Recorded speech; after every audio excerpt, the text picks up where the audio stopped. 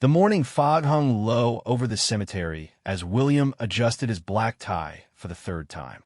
His hands trembled slightly, not from the cold October air, but from something far deeper.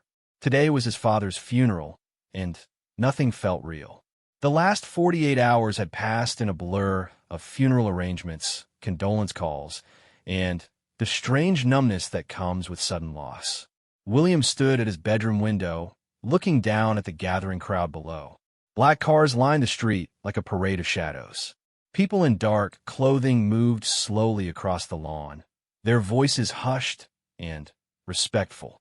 He recognized most of them: family friends, business associates of his father, neighbors who had known the family for decades. But there was one person he was particularly watching for: Kate. They had been married for 12 years, and William thought he knew everything about his wife. He knew how she took her coffee, black with just a hint of sugar. He knew she hummed old Beatles songs while doing laundry. He knew she always slept on the left side of the bed, and that she had a small scar on her knee from falling off her bike when she was 7. He knew she cried during sad movies and laughed too loudly at his terrible jokes. But today something felt different. William's father, Robert, had died suddenly of a heart attack while working in his garden. It was peaceful, the doctor said. One moment he was planting roses, the next he was gone. William had rushed to the hospital, but it was too late. Kate had met him there, holding him as he cried in the sterile hallway that smelled of disinfectant and sorrow. Now, 2 days later, William watched his wife move through the crowd below with an efficiency that surprised him. She wore a simple black dress, her auburn hair pulled back in a neat bun. She carried herself with dignity, shaking hands with guests, accepting condolences with gracious nods. From his window, she looked like the perfect grieving daughter-in-law. The doorbell rang, and William heard Kate's heels clicking across the hardwood floor as she went to answer it. Her voice drifted up the stairs, warm and welcoming as she greeted more arriving guests. William took a deep breath and headed downstairs. It was time. The service was held at St. Mary's Church, the same place where William and Kate had been married. The irony wasn't lost on him as he sat in the front pew, staring at his father's closed casket. The church was packed. Robert had been well-loved in their small town. He had run the local hardware store for 30 years, always ready with advice about fixing leaky faucets or building tree houses. He sponsored the Little League team and never missed a school play or town meeting. Pastor Matthews spoke about Robert's life with genuine warmth. He talked about a man who had raised his son alone after his wife died when William was just 10. He described someone who had built his entire life around helping others and loving his family. William found himself crying again, grateful that Kate was beside him, her hand warm in his. After the service, the procession moved to Hillside Cemetery. William walked behind the hearse, Kate at his side, feeling like he was moving through a dream. The October leaves crunched under their feet, and the air smelled of wood smoke and approaching winter. It was the kind of day his father had loved, crisp and clear, with blue skies stretching endlessly overhead. At the graveside, William listened to Pastor Matthews' final words. He watched as people took turns dropping handfuls of earth onto the casket. When his turn came, William's legs felt weak. This was really happening. His father was really gone. The man who had taught him to tie his shoes, to drive a car, to be honest, and work hard was being lowered into the ground forever. That's when William looked up and saw it. Kate was standing across from him, on the other side of the grave. Her head was bowed respectfully, her hands clasped in front of her. But there was something about her expression that made William look twice. In that moment, when she thought no one was watching, when everyone else was focused on the ceremony, Kate's lips curved upward in what could only be described as a smile. It wasn't a big smile. It wasn't obvious.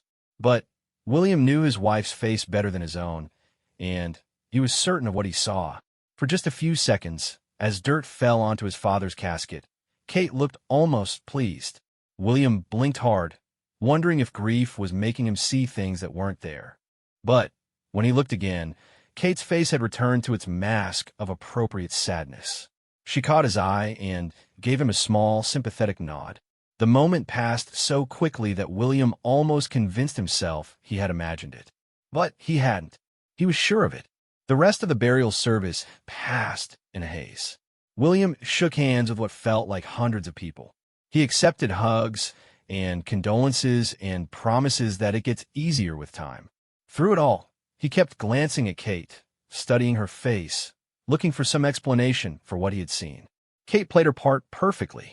She stood by his side, accepting sympathy with quiet dignity. She thanked people for coming and invited the closest family friends back to the house for lunch. She was everything a grieving wife should be: supportive, gracious, appropriately sad. But William couldn't shake what he had witnessed. That smile haunted him as they drove home from the cemetery. It stayed with him as Kate busied herself in the kitchen, preparing food for their guests. It echoed in his mind as he sat in his father's favorite chair, surrounded by people sharing memories of Robert's life. Mrs. Henderson from next door was telling a story about the time Robert had climbed onto her roof to fix her gutters during a thunderstorm. He wouldn't take no for an answer, she said with a laugh that turned into tears. Said neighbors help neighbors, no matter what. William nodded and smiled at the appropriate moments, but his attention kept drifting to Kate. She moved through the room like a gracious hostess, making sure everyone had enough to eat, refilling coffee cups, asking about people's families. She seemed genuinely interested in their stories about Robert, laughing at the funny memories and nodding sadly at the touching ones. But something fell off. William had known Kate for 15 years, married to her for 12. He had seen her at her best and worst through good times and bad. He knew how she acted when she was truly sad, the way her shoulders sagged, how her voice got softer, the little crease that appeared between her eyebrows. Today, despite the perfect performance, despite the appropriate clothes and expressions, Kate seemed almost energetic. There was a brightness in her eyes that didn't match the occasion. She moved with purpose rather than the heavy, slow movements of genuine grief. As the afternoon wore on and guests began to leave, William found himself watching Kate more closely. When old Mr. Peterson shook her hand and said, "Robert thought the world of you, dear," Kate's response was perfect. "He was like a father to me," she said, her voice catching just slightly. "I'll miss him terribly." But William noticed that her eyes remained dry. Throughout the entire day, at the church and the cemetery and now at home, he realized he hadn't seen Kate shed a single tear. She had comforted him while he cried, held his hand during the difficult moments, but her own eyes had remained clear. Maybe everyone grieved differently, William told himself. Maybe Kate was just better at holding herself together in public. Maybe she would fall apart later when they were alone. Some people were private with their emotions. But that smile at the graveside, William couldn't explain it away. By evening, the last of the guests had gone home. The house felt enormous and empty without Robert's presence. William sat on the couch, exhausted and emotionally drained. Kate was in the kitchen, washing dishes and putting away leftover food. The sound of running water and clinking plates was oddly comforting. "That went well," Kate said when she finally joined him in the living room. She had changed out of her funeral dress into jeans and a sweater. "I think your father would have been happy with how many people came." William nodded. He would have been amazed. "I had no idea so many people cared about him."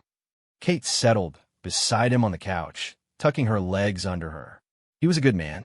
Everyone could see that. They sat in comfortable silence for a while. William appreciated Kate's presence, the warmth of her body next to his. This was how marriage was supposed to work, partners supporting each other through the hard times. "I keep thinking I hear him," William said quietly. "His footsteps upstairs or the sound of his TV. It's going to take time to get used to him not being here." Kate made a sympathetic sound and rubbed his shoulder. "It will get easier," she said. Eventually, William studied his wife's profile in the lamplight. She looked tired, but peaceful, beautiful as always. There was nothing in her expression now that suggested anything other than concern for him and sadness for their loss. Maybe he had been wrong about the smile. Maybe grief was making him paranoid, seeing things that weren't there. It had been an incredibly difficult day. His mind could have been playing tricks on him. But late that night, as Kate slept peacefully beside him, William stared at the ceiling and wondered. There had been something in that moment at the graveside, something that didn't fit with the woman he thought he knew. And once doubt crept in, William found it impossible to ignore. He thought about their marriage, their life together. Had there been other signs he had missed? Other moments when Kate's reactions hadn't quite matched the situation? He couldn't think of any specific instances, but the question nagged at him. Kate shifted in her sleep, turning toward him. In the moonlight streaming through their bedroom window, she looked innocent and peaceful. This was the woman he had fallen in love with in college. The woman who had stood by his side through his mother's long illness and death, who had supported him through career changes and personal struggles. She was his partner, his best friend, the person he trusted most in the world. But trust, once shaken, is difficult to restore. And William couldn't shake the image of that smile, brief as it was, inappropriate as it seemed. Something was wrong, though he couldn't put his finger on what. Tomorrow would bring more adjustments to life without his father. There would be legal matters to handle, belongings to sort through, decisions to make about Robert's house and business. William knew Kate would be there to help him through all of it, just as she had been today.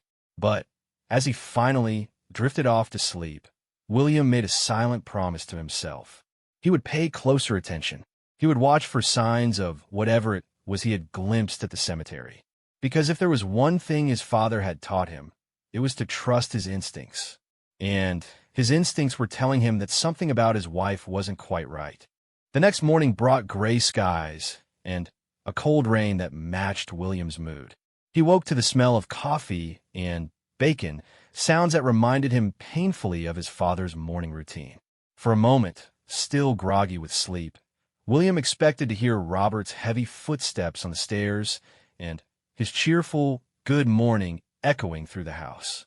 Instead, he found Kate in the kitchen, already dressed and busy preparing breakfast. She had set out William's favorite mug and folded the newspaper neatly beside his place at the table. Everything was perfect, just as it always was. "I thought we could drive over to your father's house today," Kate said as she placed a plate of eggs and bacon in front of him. "Start going through his things. The sooner we tackle it, the easier it will be." William nodded, though the thought of sorting through his father's belongings made his stomach turn. It seemed too soon, too final. But Kate was probably right. Practical matters couldn't be put off forever. As they drove to Robert's house, William found himself studying Kate's profile again. She hummed softly along with the radio, completely at ease. There was no trace of the sadness he had expected to see. If anything, she seemed energized by the prospect of the task ahead. Robert's house sat on a tree-lined street filled with modest homes and well-kept gardens. William had grown up here, and every inch of the property held memories. The front porch where he had learned to ride his bike. The backyard where he and his father had built a tree house that still stood, weathered but solid. The kitchen window where Robert had watched for William's return from school every day. Walking into the empty house felt like a physical blow. Everything was exactly as Robert had left it. His reading glasses on the coffee table, yesterday's crossword puzzle half finished, a cup of cold coffee sitting by the kitchen sink. The silence was deafening. Kate immediately began opening curtains and windows, letting in light and fresh air. "We should start with the bedroom," she said efficiently. "Clothes and personal items first, then work our way through the rest of the house." William couldn't move that fast.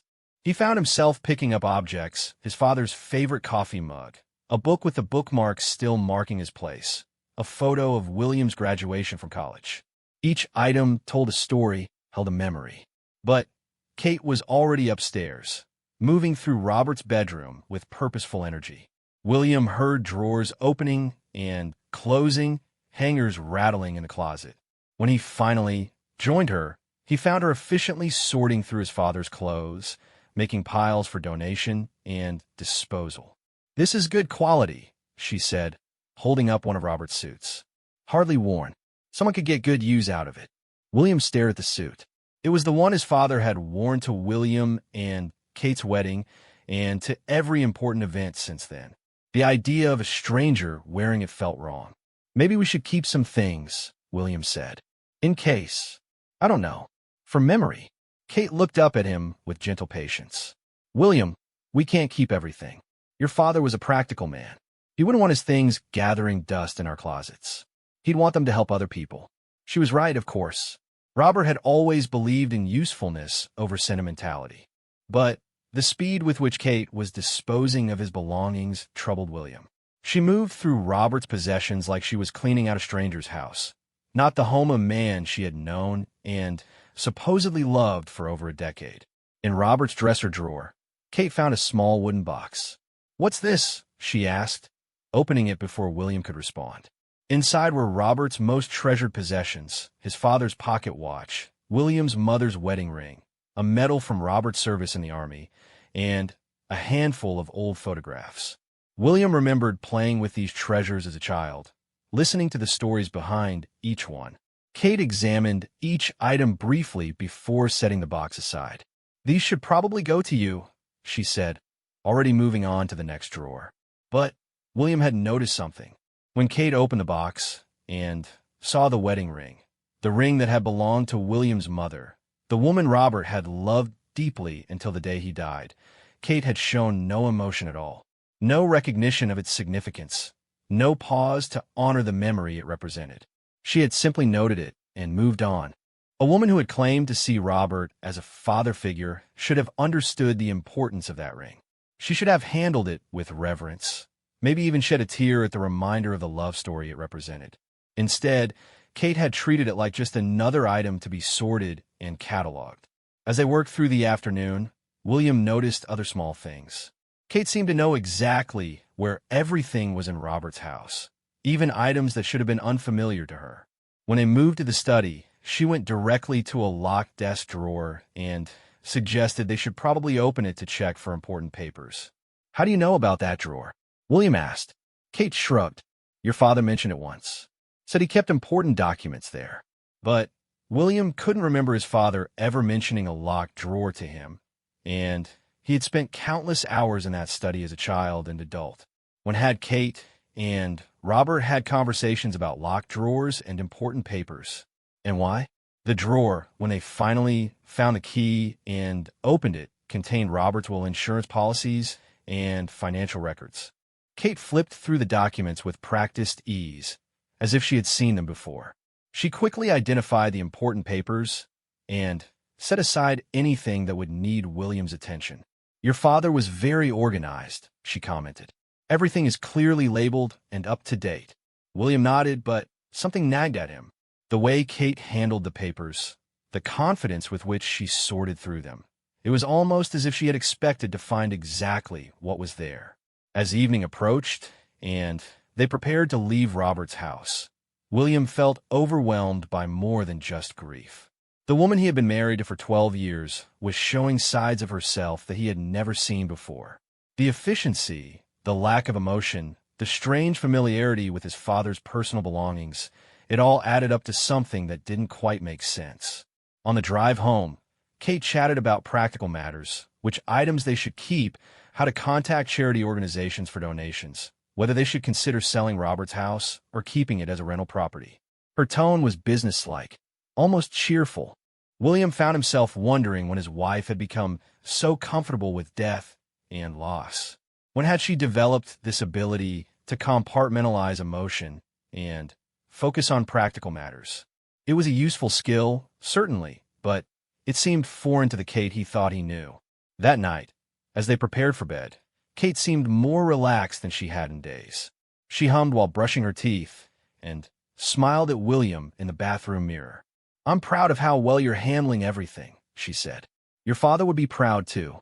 William wanted to feel comforted by her words, but instead they left him feeling more alone than ever. Because the truth was, he wasn't handling everything well. He was falling apart inside, questioning everything he thought he knew about his wife and his marriage. And Kate, who should have been his anchor in this storm, felt like a stranger wearing his wife's face. As Kate settled into bed beside him, William lay staring at the ceiling once again. Tomorrow would bring more revelations. He was certain of that. The question was whether he was prepared for what he might discover. The following morning, William woke before dawn with a knot in his stomach. Kate slept peacefully beside him, her breathing steady and calm. How could she sleep so well? How could anyone sleep peacefully after losing someone they supposedly cared about? William slipped quietly out of bed and made his way to the kitchen.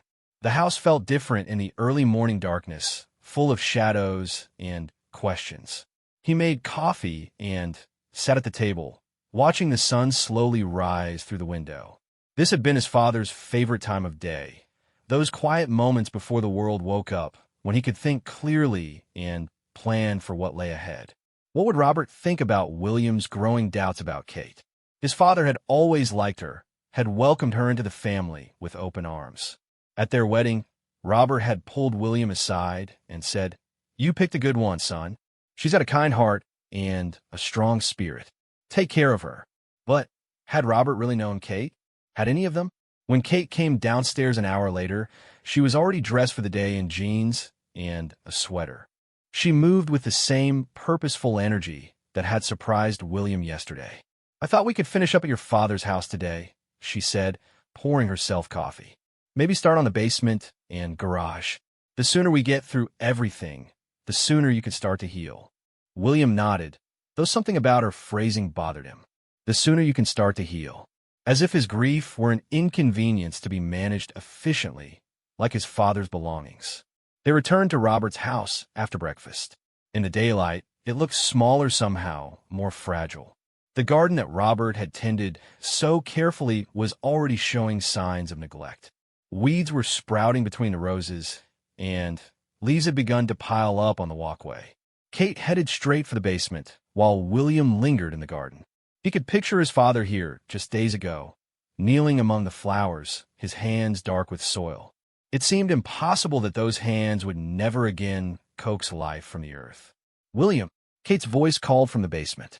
"You need to see this." William made his way downstairs, wondering what Kate had found.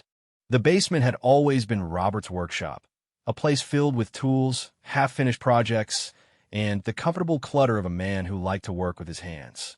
Kate was standing beside a large metal filing cabinet, several drawers pulled open. Papers were scattered across Robert's workbench, organized into neat piles that definitely hadn't been there when they left yesterday. "I was looking for old tax records," Kate explained, "and I found these." She handed William a manila folder marked Insurance, Life Policy. William opened the folder, his hands trembling slightly. Inside was a life insurance policy in his father's name, dated 5 years ago.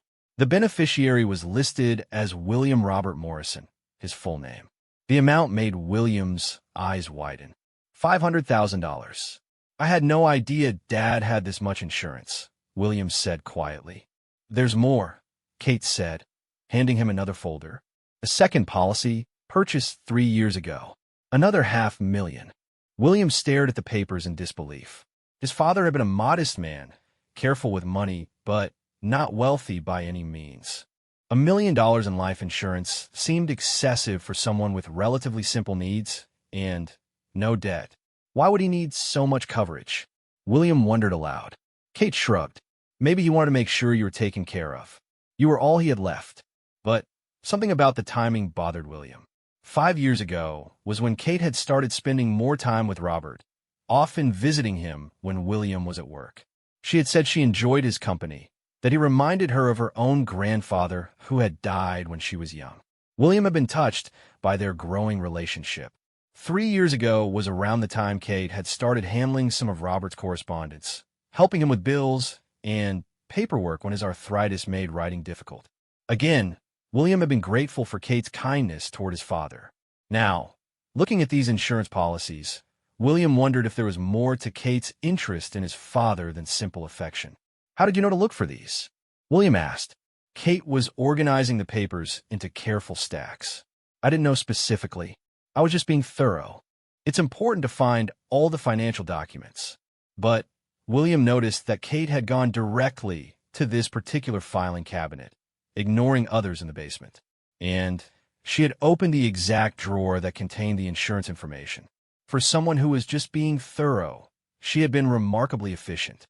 They spent the rest of the morning going through Robert's financial records.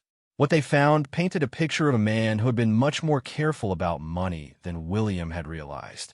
Robert had invested wisely over the years, building a modest but substantial nest egg. Combined with the insurance policies, William was inheriting far more than he had ever expected.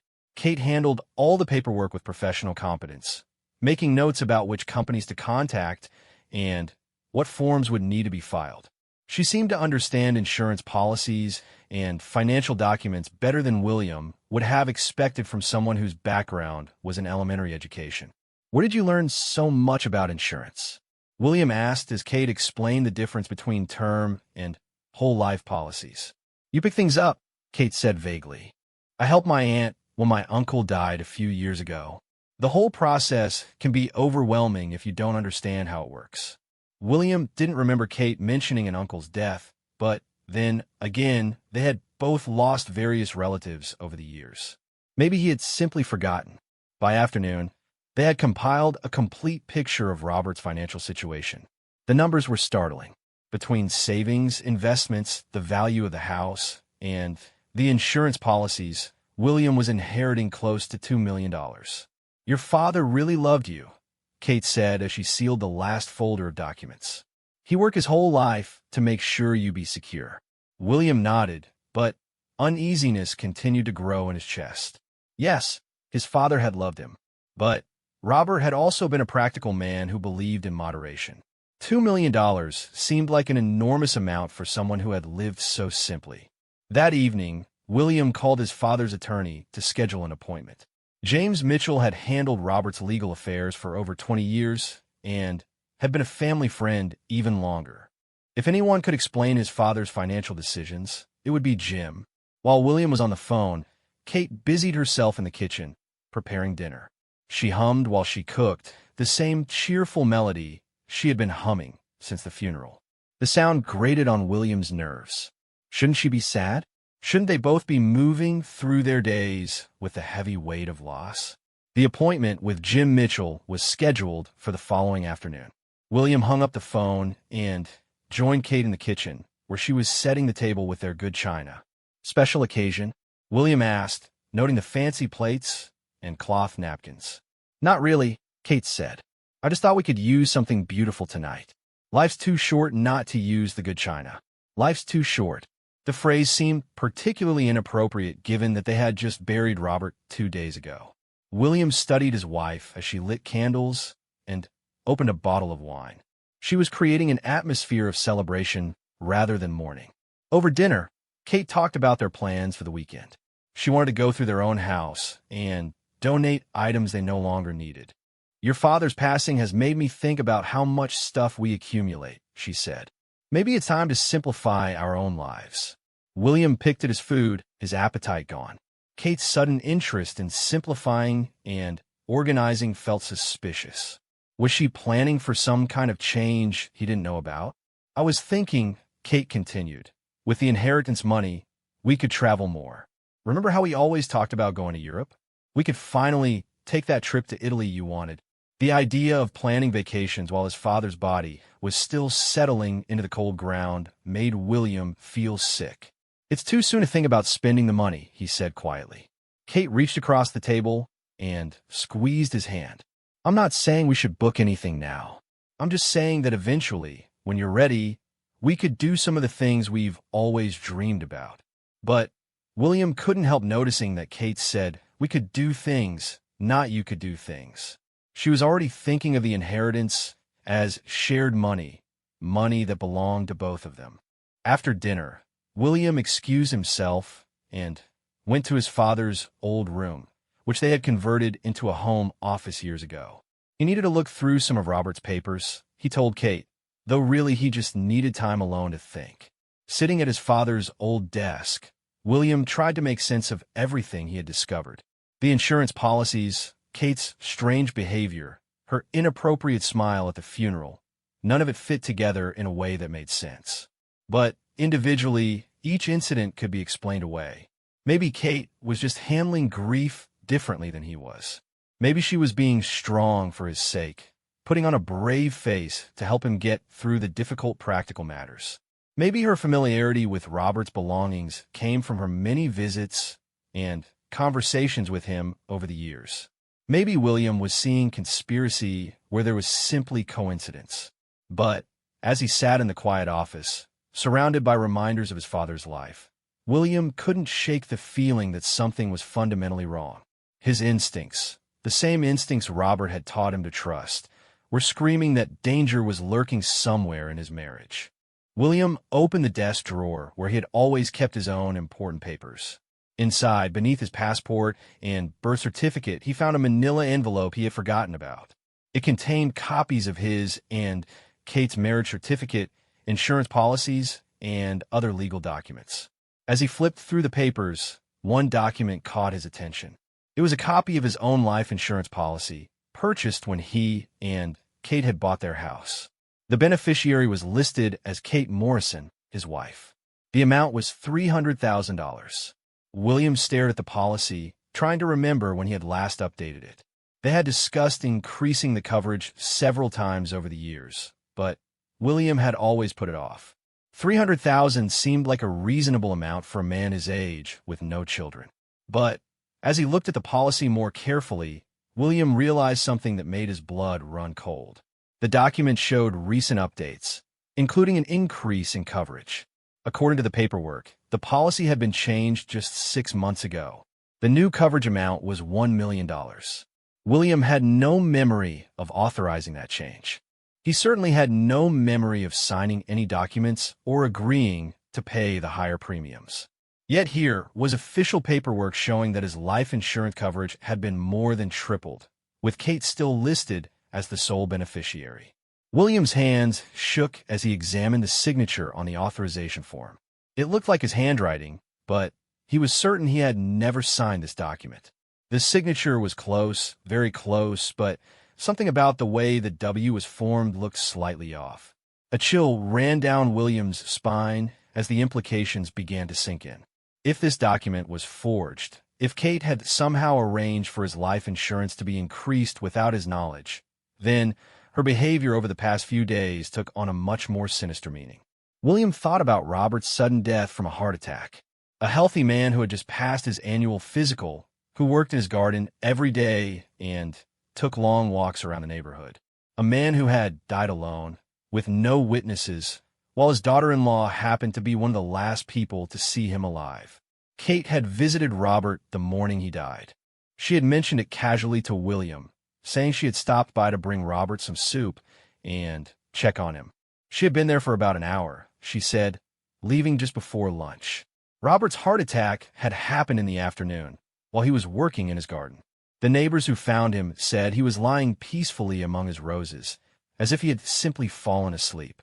There were no signs of struggle, no indication of anything unusual. But now William wondered what had happened during Kate's visit that morning. What had they talked about? What had she done during that hour? And why had she seemed so comfortable with Robert's death, so efficient at handling the aftermath? William's mind raced as he tried to remember other details about the days leading up to Robert's death. Kate had been spending more time with his father lately, visiting almost daily. She said Robert was lonely and enjoyed the company, which had seemed natural and kind. But what if her visits had had another purpose? What if she had been planning something, preparing for Robert's death in ways that William couldn't imagine? The life insurance policy in William's hands felt like evidence of a larger plot. If Kate could forge his signature on one document, she could forge it on others.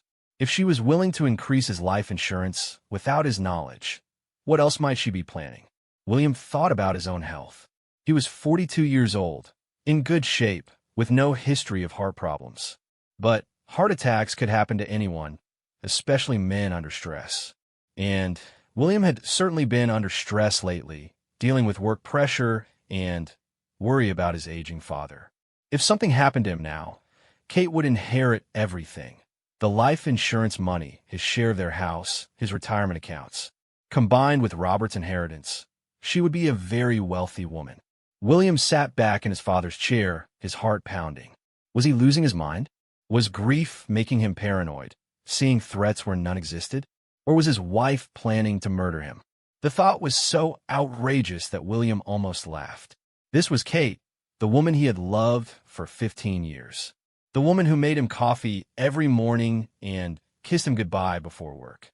The woman who had held his hand through his mother's funeral and supported him through every challenge in their marriage. But then William remembered the smile at Robert's graveside, and doubt crept back in. If Kate was capable of smiling while dirt was being thrown on his father's coffin, what else might she be capable of? William needed help. He needed someone he could trust, someone who could help him figure out whether he was seeing real danger or imagining threats that didn't exist. Tomorrow's meeting with Jim Mitchell would be a start. If anyone knew Robert's true feelings about Kate, if anyone might have noticed something suspicious about Robert's recent decisions, it would be his longtime attorney. William carefully replaced the insurance documents in the desk drawer, making sure everything looked exactly as he had found it. If Kate was planning something, he couldn't let her know that he suspected anything. He needed to act normal, to play the grieving son while he gathered information and figured out what to do. As he prepared to leave the office, William heard Kate coming up the stairs. Her footsteps were light and quick, nothing like the heavy tread of someone weighed down by sorrow. By the time she appeared in the doorway, William had composed his face into an expression of tired sadness. "How are you doing?" Kate asked gently.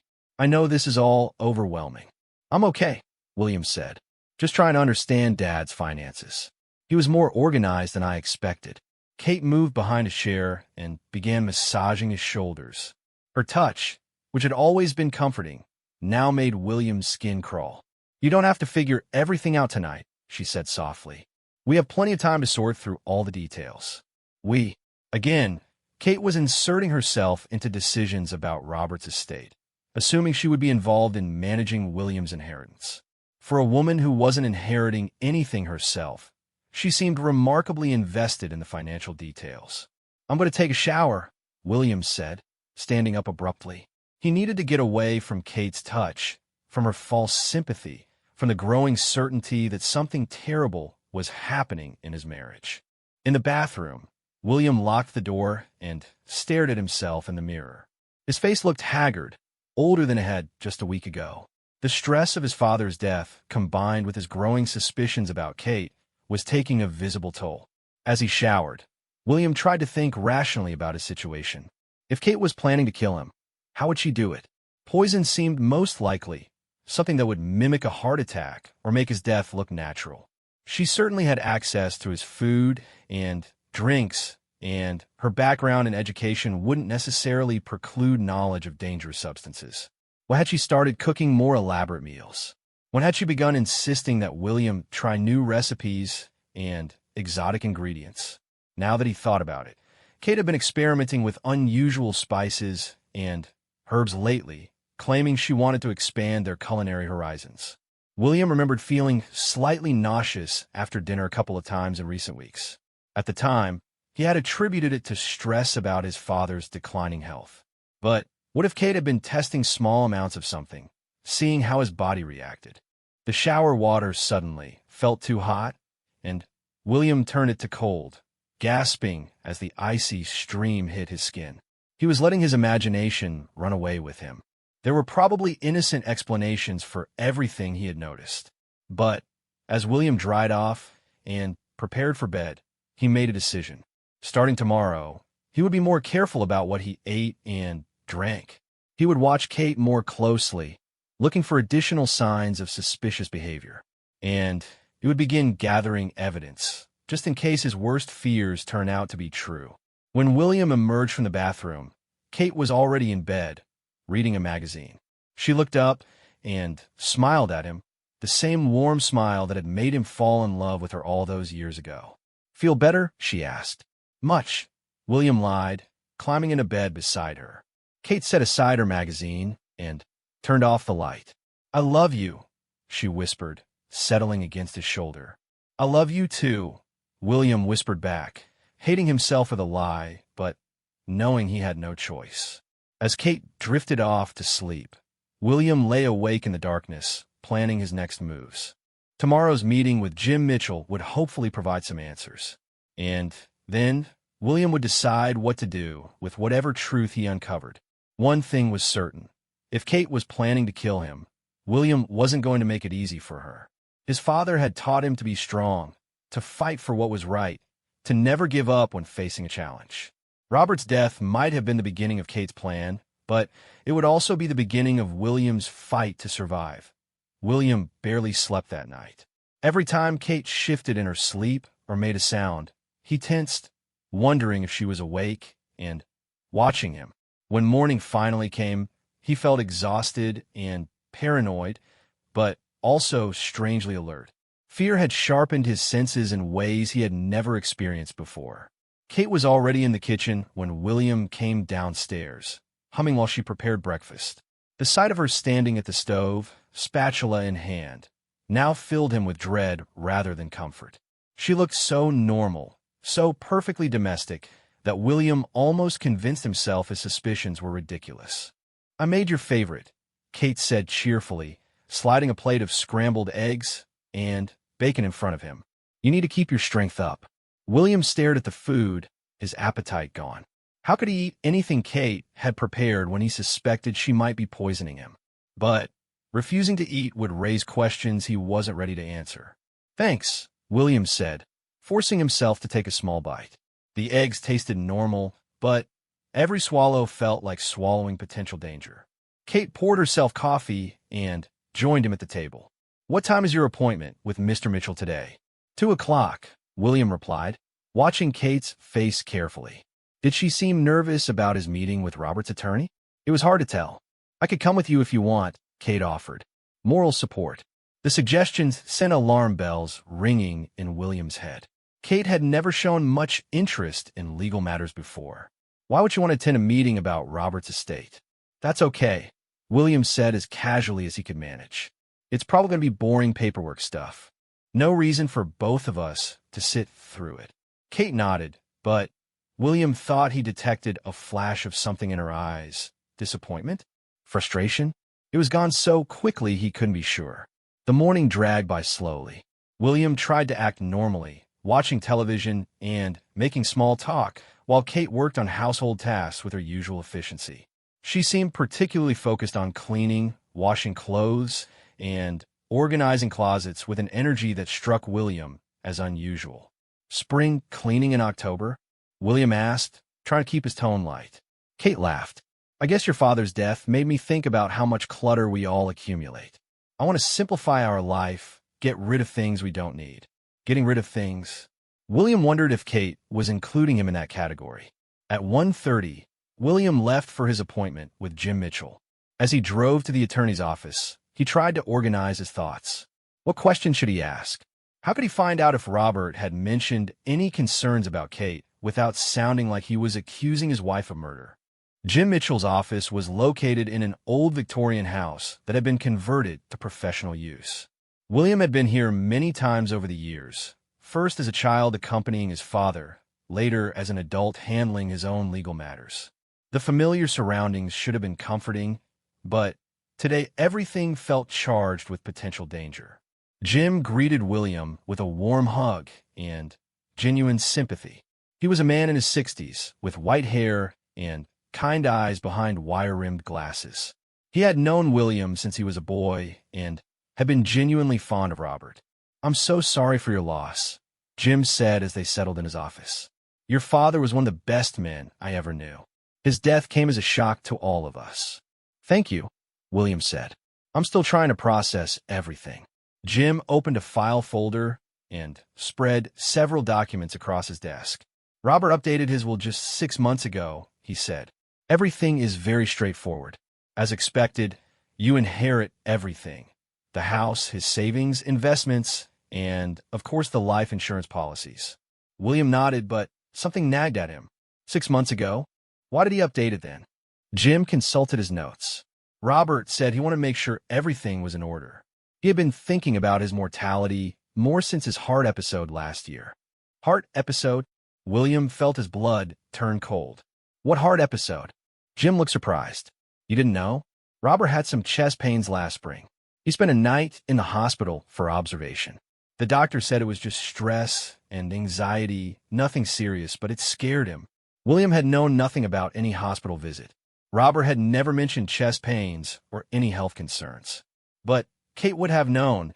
She was visiting Robert regularly by then, helping him with errands and appointments. "Did Dad mention who took him to the hospital?" William asked, trying to keep his voice steady. "Kate, I believe," Jim said. Robert spoke very highly of her.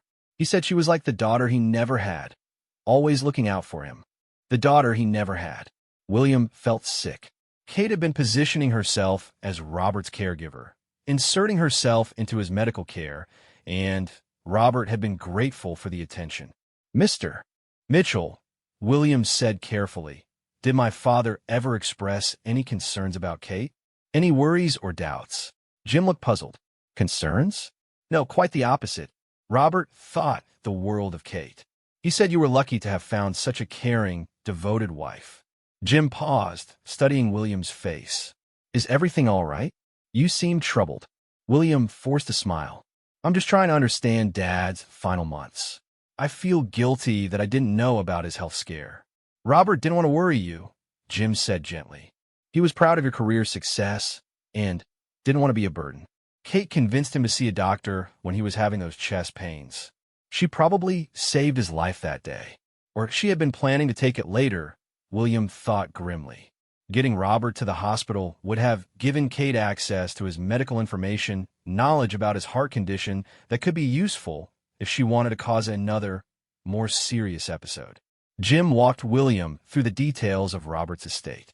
Everything was indeed very organized and straightforward. Robert had been methodical about his financial planning, just as he had been methodical about everything else in his life. "The insurance policies are substantial," Jim noted. Robert increased his coverage significantly over the past few years.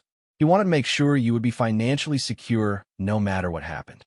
"Do you know why he chose such high coverage amounts?" William asked. Jim shrugged. Robert was always cautious about money. He lived through the Depression as a child, never forgot what it was like to worry about having enough. He wanted to make sure his son would never face that kind of insecurity.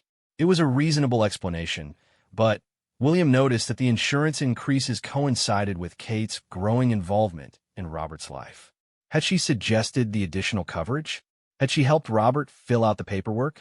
As the meeting concluded, Jim handed William a sealed envelope. "Robert asked me to give this to you after his death," he said. "He said it contained some personal thoughts he wanted to share." William's hands trembled as he took the envelope. His father's final words to him, written when Robert was thinking about his own mortality. William was afraid to open it, afraid of what he might find. "Thank you for everything," William said, standing to leave. "William," Jim called as he reached the door. "If you need anything at all, please don't hesitate to call. And give my regards to Kate. Your father always said she was a treasure." A treasure. If only Jim knew what kind of treasure Kate might really be. William sat in his car in the parking lot, staring at the sealed envelope in his hands. Part of him wanted to tear it open immediately, desperate for any insight into his father's final thoughts. But another part of him was terrified of what Robert might have written. Finally, William opened the envelope with shaking fingers. Inside was a single sheet of paper covered with Robert's familiar handwriting. "My dear son, if you are reading this, then I am gone, and you are dealing with all the practical matters that come after a death. I hope I have made things as easy as possible for you. I want you to know how proud I am of the man you have become. You have exceeded every hope I had for you as a father. Your mother would be so proud, too. I also want you to know how grateful I am for Kate. In these final years, she has brought light and joy into my life. Her visits and her care have meant more to me than I can express. You chose well when you married her, William. She is a special woman with a generous heart. I know you will take care of each other in the years ahead. Be happy, son. Live fully and love deeply. That is all any of us can do. With all my love, Dad." William read the letter twice, then sat back in his seat, confusion washing over him. Robert's words were full of love and gratitude for Kate. There was no hint of suspicion or concern, no warning about danger. If Robert had suspected Kate of anything sinister, surely he would have found a way to warn William. But The letter also confirmed that Kate had been very involved in Robert's final years, visiting regularly and providing care. She had positioned herself as indispensable to the lonely widower, earning his gratitude and trust. If Kate was a predator, she had played her role perfectly. William drove home slowly, his mind churning with conflicting thoughts. The evidence against Kate was all circumstantial, suspicious timing, forged documents, inappropriate behavior. But there was no proof of actual wrongdoing, no smoking gun that would justify his fears. Maybe he was losing his mind. Maybe grief was making him paranoid and suspicious of the one person who should be his greatest comfort. Maybe Kate's behavior had innocent explanations, and he was constructing a conspiracy where none existed. But as William pulled into his driveway, he made a decision. Whether his suspicions were justified or not, he needed to protect himself. He would be more careful about food and drinks. He would pay closer attention to Kate's actions and words. And he would quietly begin gathering more concrete evidence of either Kate's guilt or his own paranoia. The house was quiet when William entered. Kate's car was in the driveway, but he couldn't hear any activity inside. He found her in the living room, reading a book and sipping tea. "How did the meeting go?" she asked, looking up with what seemed like casual interest. "Fine," William said. "Pretty much what we expected." Dad was very organized. Kate marked her place in the book and set it aside. "I'm glad. It must be a relief to know everything is in order." William nodded, but he was studying Kate's face for any signs of disappointment or frustration. If she had been hoping to learn something specific about Robert's estate, she was hiding it well. "I made dinner reservations for tonight," Kate said. "I thought it would be good for us to get out of the house, maybe have a normal evening." The suggestion made William nervous. A restaurant would give Kate opportunities to slip something into his food without him noticing. But refusing would raise questions. "That sounds nice," William said. "Where are we going?" "Antonio's," Kate replied. "Your favorite Italian place. I thought comfort food might be just what you need." Antonio's was indeed William's favorite restaurant, a small family-owned place where they had celebrated anniversaries and special occasions. The choice seemed designed to lower his guard, to remind him of happier times when he trusted Kate completely. That evening, as they prepared to leave for dinner, William felt like he was preparing for battle. He had spent the afternoon researching poisons that could mimic heart attacks, learning about substances that were difficult to detect in standard autopsies. The knowledge made every interaction with Kate feel fraught with danger. At the restaurant, William ordered carefully, choosing dishes that would be difficult to tamper with. When Kate suggested they share an appetizer, he politely declined. When she offered him a sip of her wine, he said he wasn't in the mood for alcohol. Kate seemed to notice his caution.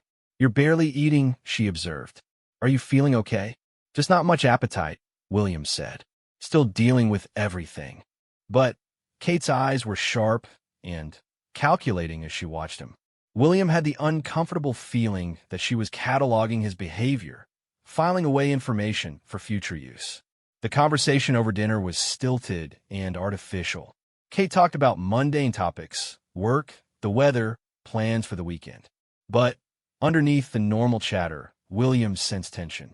Kate seemed to be waiting for something, watching for some sign or reaction from him. When they returned home, William excused himself early, claiming exhaustion. In the bathroom, he carefully examined his toothbrush and toothpaste, looking for any signs of tampering. He felt ridiculous, but also terrified.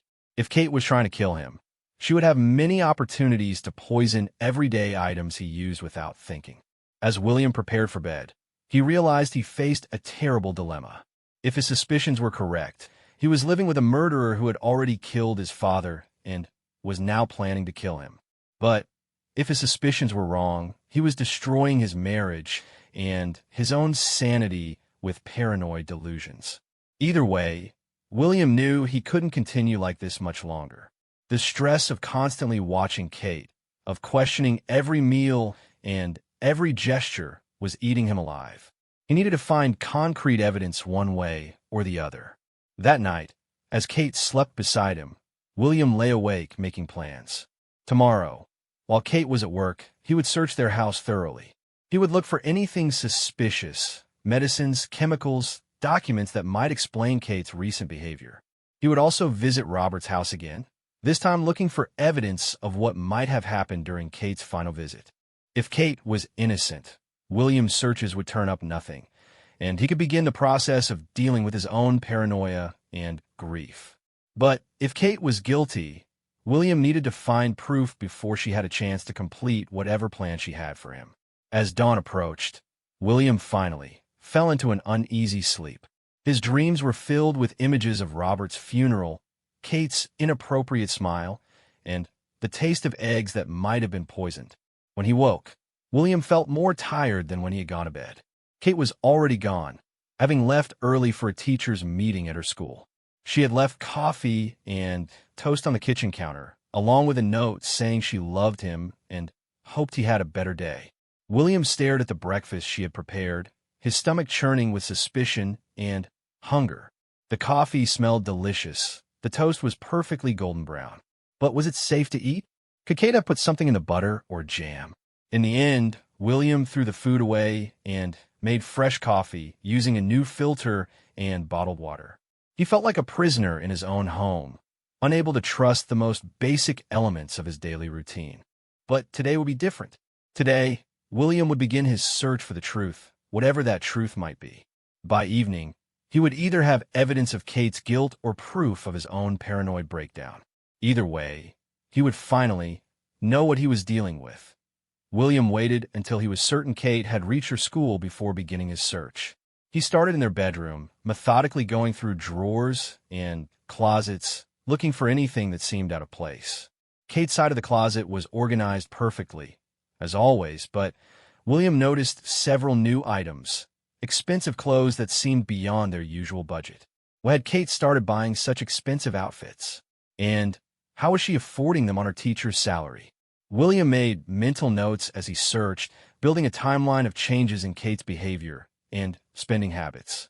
In Kate's jewelry box, William found items he had never seen before: a diamond bracelet, gold earrings, an expensive watch.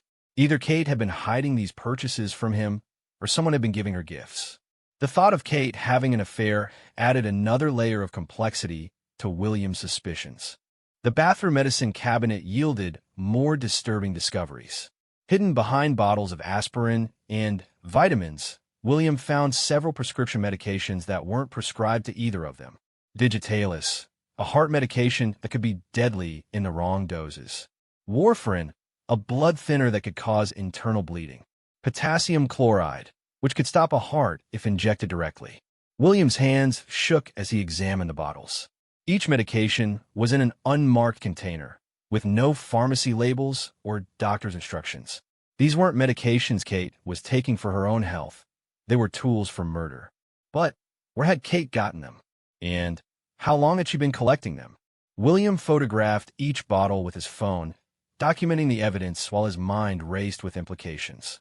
Moving to Kate's home office, William found her computer unlocked, unusual for someone who was typically very careful about privacy. As he scrolled through her internet browsing history, William's worst fears were confirmed. Kate had been researching poisons extensively. Websites about undetectable toxins, forums discussing how to cause heart attacks, articles about life insurance investigations. The browsing history painted a picture of someone methodically planning murder. But it was Kate's email that provided the most shocking revelations. In a hidden folder labeled Personal, William found correspondence that changed everything he thought he knew about his wife. The emails revealed that Kate had been in contact with a man named David Shun for over 2 years. Their correspondence had started professionally. David was apparently an insurance investigator, but had quickly become personal, then intimate. William read email after email, his horror growing with each message. Kate and David had been planning Robert's murder together, with David providing expertise on how to make the death look natural. They had discussed the timing carefully, waiting until Robert's heart condition gave him the perfect cover story. But Robert wasn't their only target. The emails revealed that Kate and David had been planning William's death as well. They had been slowly increasing William's life insurance coverage, forging his signatures, and preparing for what they called Phase 2 of their plan. The most recent emails discussed specific methods for killing William. David had suggested digitalis poisoning, administered gradually over several weeks to mimic a heart attack. Kate had been practicing with small doses, which explained William's recent nausea after meals. William felt sick as he read about his own planned murder, discussed so casually between his wife and her lover. They talked about William like he was an obstacle to be removed, not a human being who had loved Kate for 15 years. The final email in the chain was from yesterday, just hours after William had met with the attorney. David W. met with lawyer today about R's estate. Everything going according to plan. Should have death certificate and insurance payout within 2 weeks. Phase 2 can begin immediately after. Can't wait to start our new life together. All my love, Kate. William stared at the screen, his world crashing down around him. Kate wasn't just planning to kill him for money. She was planning to run away with her lover afterward. Their entire marriage had been a lie, a long con designed to position Kate for maximum financial gain. How long had Kate been planning this? Had she ever truly loved him, or had she been calculating his worth from the very beginning?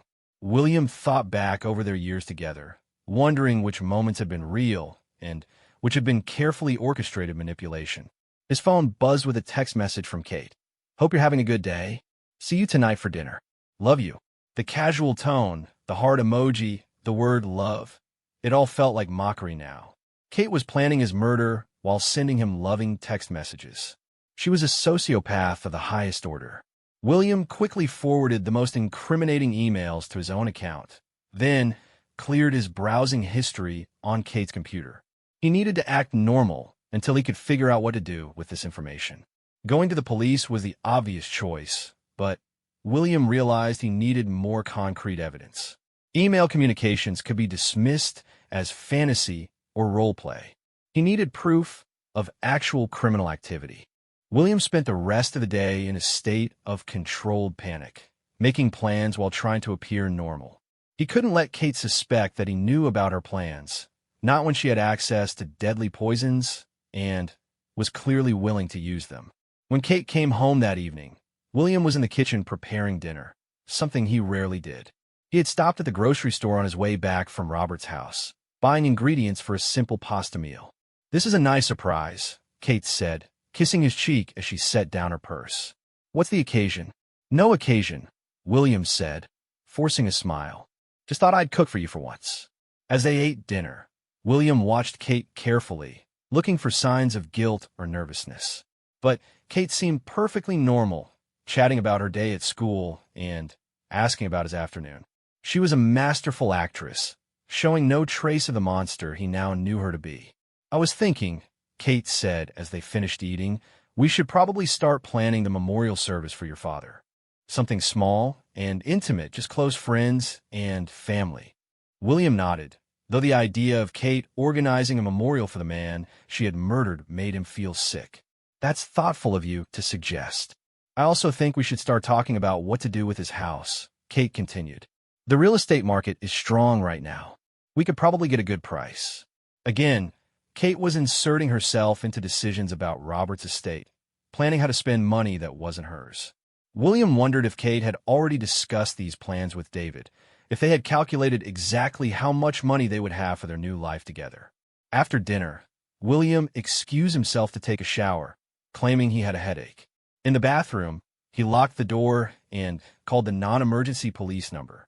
He needed professional advice on how to handle this situation. The officer who answered listened to William's story with professional skepticism. "Sir, do you have any evidence of actual criminal activity? Suspicious emails and internet searches aren't necessarily proof of intent to commit murder." William felt frustrated by the response.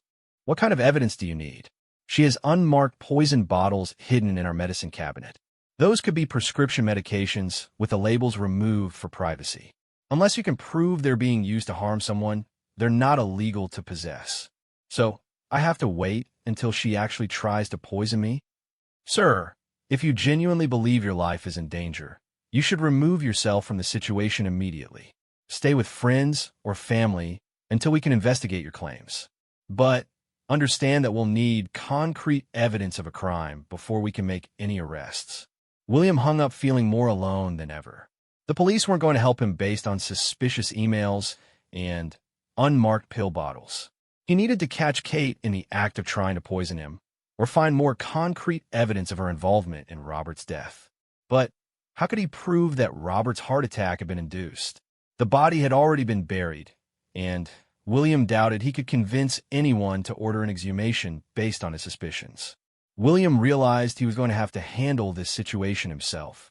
He needed to outsmart Kate and David to turn their plan against them somehow. But how could he do that without putting himself in mortal danger? Over the next several days, William walked a careful tightrope. He continued to act normally around Kate, while secretly gathering more evidence. He installed a hidden camera in their kitchen to record Kate's food preparation. He collected samples of every meal she made, storing them in the freezer in case he needed to have them tested for toxins later. William also began researching David Chun, Kate's accomplice and lover. Using public record searches and social media, William discovered that David was indeed an insurance investigator, but one with a history of ethical violations. He had been fired from 2 previous companies for suspicious claim activities. The picture that emerged was of a professional criminal who specialized in insurance fraud. David had apparently recruited Kate as an inside accomplice, using her position as a wife and daughter-in-law to arrange profitable murders. William wondered how many other victims there had been. Were Kate and David responsible for other suspicious deaths? Had William's marriage been just one con in a series of elaborate schemes? The stress of living with a murderer was taking a severe toll on William's health. He was barely sleeping, constantly vigilant for signs of poisoning, jumping at every unexpected sound. Kate seemed to notice his deteriorating condition with satisfaction, making concerned comments about his health that now sounded like barely concealed threats. "You look tired, honey," she said one morning. "Maybe you should see a doctor. Heart problems can be hereditary, you know." Heart problems. Kate was laying the groundwork for William's death, creating a plausible explanation for his upcoming murder. She was reminding him that his father had died of heart problems, suggesting that William might be next. William knew he was running out of time. Kate and David were moving forward with their plan, and his window for action was closing rapidly. He needed to make a move soon, before Kate decided to accelerate her timeline. That's when William had an idea, a dangerous plan that could either save his life or end it, but might be his only chance to expose Kate's crimes and get justice for his father.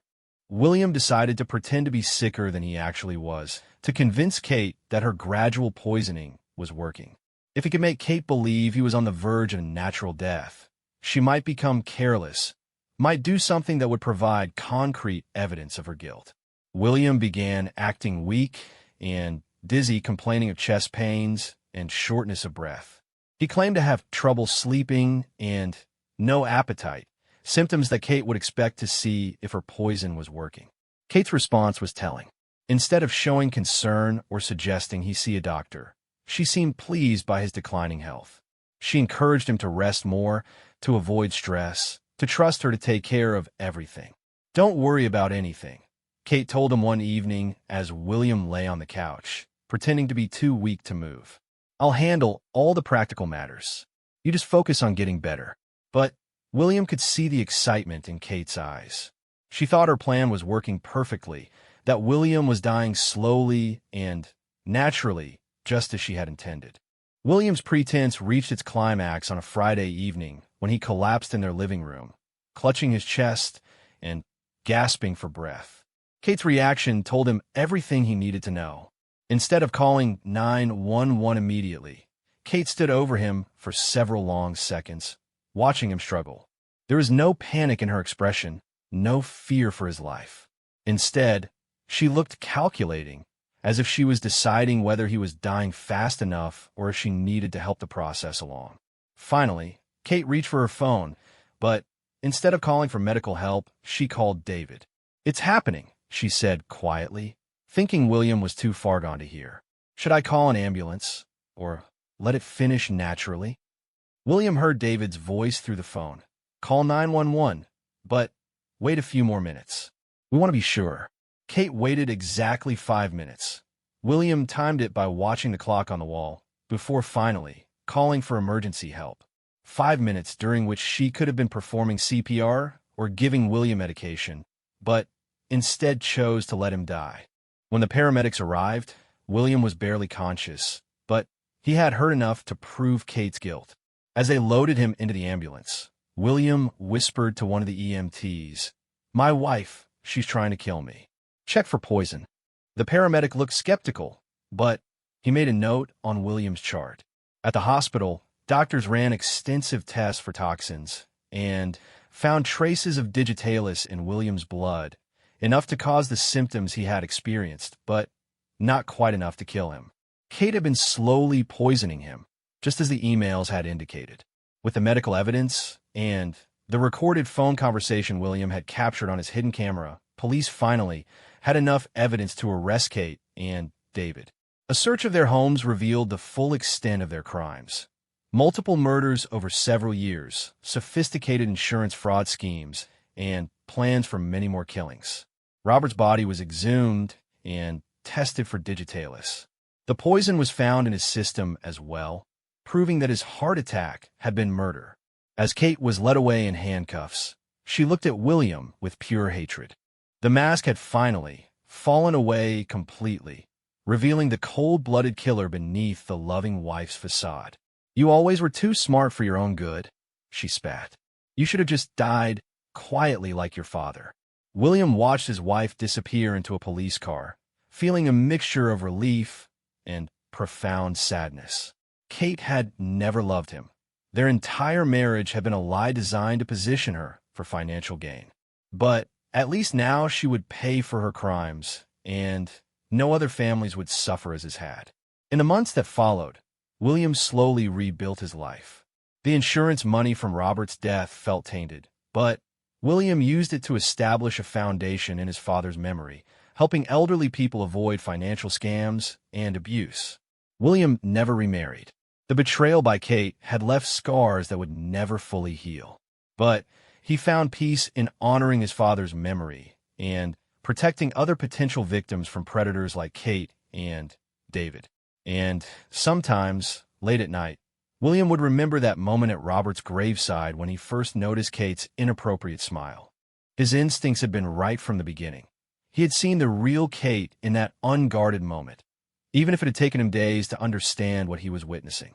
Robert had taught William to trust his instincts, and that lesson had ultimately saved his life. It was perhaps his father's final gift to him, the wisdom to recognize danger even when it wore the face of love.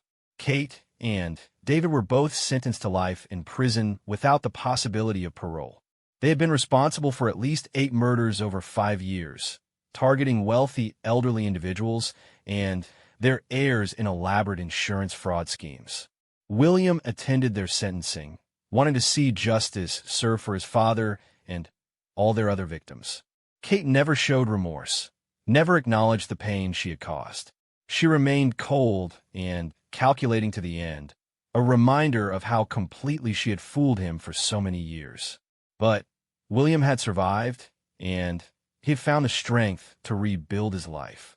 He would carry the scars of Kate's betrayal forever, but he would also carry his father's love and wisdom. And that, William knew, would always be stronger than hatred or greed. In the end, love had triumphed over evil, truth over deception, and justice over crime. Robert's memory was honored, his killer was punished, and William was free to live the rest of his life knowing he had done right by the man who had taught him everything about courage, integrity, and love. The funeral smile that had started William's suspicions was the beginning of the end for Kate's murderous plans. Sometimes the smallest details reveal the biggest truths, and sometimes trusting your instincts can literally save your life.